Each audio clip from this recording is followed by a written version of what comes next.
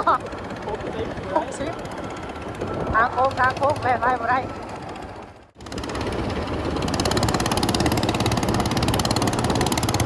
โอ้แซ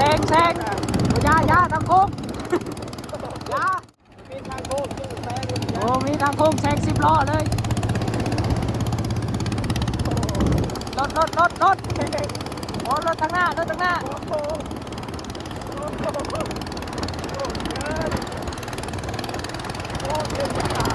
อ๋อจะโหดจัง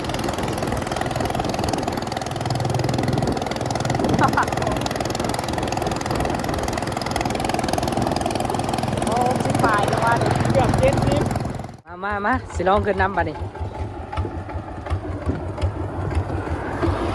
โอ้ไปเลย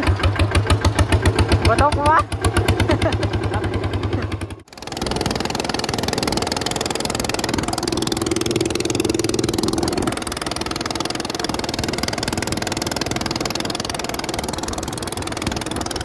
จักแซงบ่ได้จะมาดิ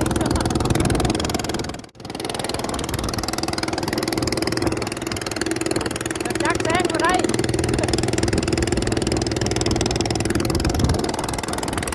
เบา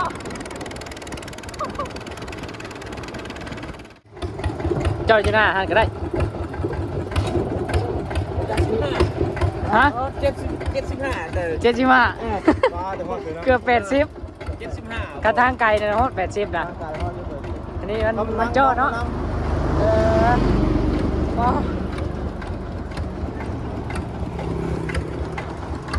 คิดว่าสิบฮอดเขาฮอดเลย75